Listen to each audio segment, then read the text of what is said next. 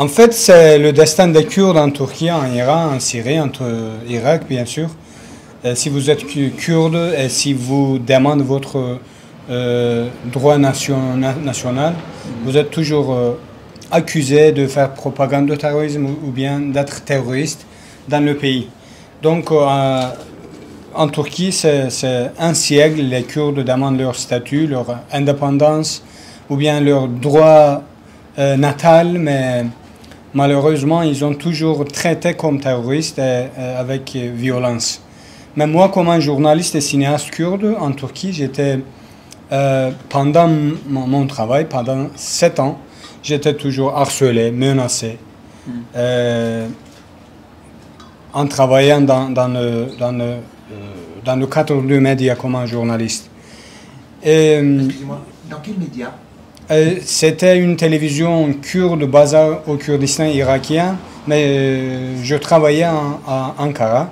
Et bien sûr, à la frontière de Syrie aussi, pendant la guerre civile en Syrie, et la guerre contre le Daesh avec les guérillas kurdes et les combattants kurdes.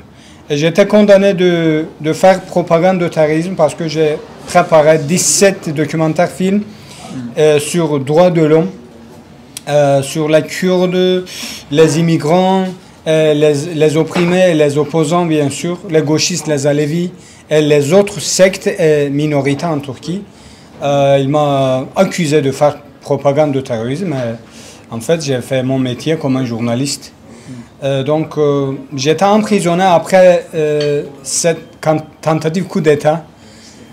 Moi, comme beaucoup de journalistes, 2016, après 2016, j'étais emprisonné en 2017, mais beaucoup de mes amis, je connais les journalistes, membres du mouvement guleniste aussi, les Kurdes, directement les travailleurs du média du PKK aussi, ils ont tout emprisonné tout de suite après cette tentative coup d'État en Turquie. Moi aussi, j'étais emprisonné pendant 16 mois sans procès.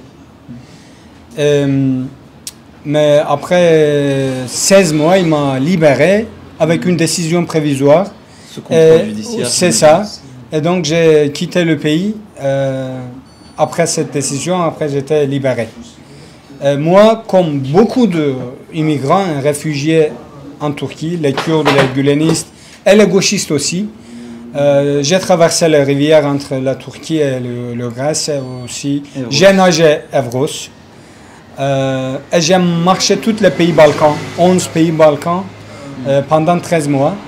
Et après, je suis arrivé en France et j'ai fait mon asile ici. Ça fait 2 ans que je suis ici. En fait, je suis diplômé en langue anglaise en Turquie, comme professeur de langue anglaise, mais j'ai fait mon master sur cinéma. Mais ici, j'ai appris langue sur YouTube avec 3 professeurs de YouTube. Mais notre destin avec les immigrants, spécialement les opprimés de régime d'Erdogan, nous sommes tous mêmes.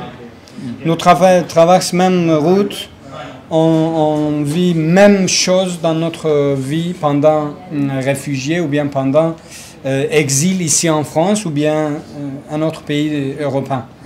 Mais moi aussi, comme les autres, je suis venu ici, j'ai fait mon asile, j'ai donné mes preuves, j'ai reçu mes papiers et je continue ma lutte contre le dictatoriat en Turquie de nos jours aussi, avec les élections, avec la propagande, avec les événements, de sensibiliser les gens, les Européens, spécialement les Européens qui soutiennent avec le gouvernement turc qui a opprimé des dizaines de mille gens en Turquie, emprisonnés des dizaines de mille activistes, politiciens, bien sûr les journalistes aussi. Juste pendant 2 ans, après tentative coup d'État par exemple, ils ont emprisonné 7100 personnes, membres de mouvements de gulenistes, juste dans 2 ans. Mais bien sûr, ça continue toujours pour les Kurdes.